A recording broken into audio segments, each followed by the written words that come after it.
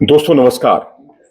जैसा कि आप जानते हैं कि भारतीय क्रिकेट टीम का प्रदर्शन जो है अपनी जमीन पर आमतौर पर अच्छा होता है, लेकिन अगर पिछले 5 टेस्ट मैच को जिसमें भारत हारा है 5 टेस्ट मैच, उन 5 टेस्ट मैचों का आकलन करें तो उसमें से 4 मैच ऐसे हैं जहां पर भारत स्पिन फ्रेंडली पिचों पर हारा है।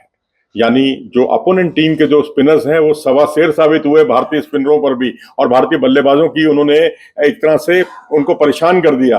तो इससे भारतीय टीम को हार का सामना करना पड़ा। लेकिन अभी भी भारतीय टीम में 3 ऐसे खिलाड़ी हैं जो भारत के लिए, भारतीय अन्य भारतीय बल्लेबाजों के लिए एक सबक साबित हो सकते हैं। यशस्वी जायसवाल, सरफराज खान, ऋषभ पंत, ये 3 ऐसे खिलाड़ी हैं जो स्पिनर्स को बहुत अच्छे तरीके से खेलते हैं और इनका औसत और स्ट्राइक रेट वाकई बहुत अच्छा है।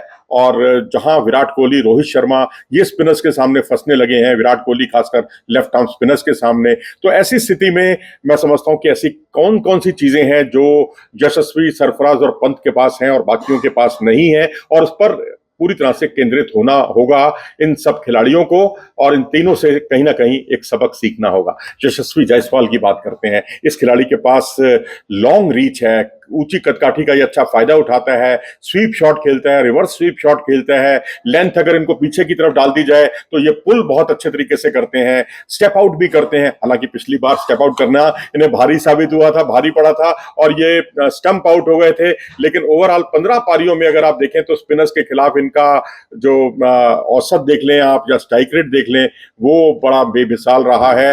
और ये उनको बहुत ही विशिष्ट बनाता है। और जो बशीर हैं इंग्लैंड के, उन्होंने कहा कि एक ही तरह की गेंद को अलग अलग मैदान के हिस्सों में पहुंचाना ये यशस्वी के खेल की बहुत बड़ी विशेषता है। और वो थोड़ा सा लेट खेलते हैं और प्लान को पढ़ लेते हैं अपोनेंट टीम के। और इतना ही नहीं, नेट्स पर उन्होंने जिस तरह से कुलदीप यादव को खेलकर अपनी तैयारी की और लेंथ उन्होंने पीछे की, तो गेंद की पिच पर वो बहुत ही सहजता के साथ पहुंचते हुए दिखाई दिए। स्वीप शॉट उनके बहुत ही कमाल के थे। अगर आप सरफराज की बात करें तो सरफराज कट शॉट बहुत अच्छे खेलते हैं और थर्ड मैन की दिशा में उनका पसंदीदा जोन है वहां पर वो, और इसके अलावा वो रिस्ट का बहुत अच्छा इस्तेमाल करते हैं, इसीलिए ज्यादा उनके शॉट जो है स्क्वायर दिशा में ज्यादा खेलते हैं। स्वीप हो, क्विक रिफ्लेक्सेस उनके स्वीप शॉट्स पर बहुत ही बेमिसाल है। बैट स्विंग उनका बहुत जबरदस्त है। और अगर आप इनकी 6 पारियों में देखेंगे तो 76 का इनका 76.6 का औसत है और 80 की स्ट्राइक रेट से ये रन बनाते हैं। सूर्य कुमार यादव ने तो कहा भी है कि पेंडेमिक के दौरान इन्होंने अपने स्पिन की जो कला है उसमें बहुत स्पिनर्स के सामने बहुत ही उम्दा प्रदर्शन करना सीखा। उसमें आजमगढ़ गए, ये कानपुर गए और कानपुर में कुलदीप के साथ इन्होंने अभ्यास किया। और यही यशस्वी जायसवाल को भी यही सब अभ्यास करना कुलदीप यादव के साथ बहुत उपयोगी साबित हुआ। वहीं ऋषभ पंत की बात करते हैं तो ऋषभ पंत भी स्पिनर्स के सामने बेजोड़ हैं। ऑफ पर बहुत मजबूत है, स्पिनर्स के सामने ऑफ स्टंप पर, ऑफ के बाहर जितने भी शॉट लगाते हैं वो बड़े बेमिसाल होते हैं। फ्रंट ऑफ स्क्वायर खेलते हैं और एक्स्ट्रा कवर की दिशा में इनके ड्राइव बहुत ही गजब के होते हैं। स्पिनर्स के सामने sweep shot, slog sweep shot या फिर रिवर्स स्कूप इनके बहुत कमाल के हैं। और फ्लैट बैट से ये सीधा कवर की दिशा में चौके लगाते हैं।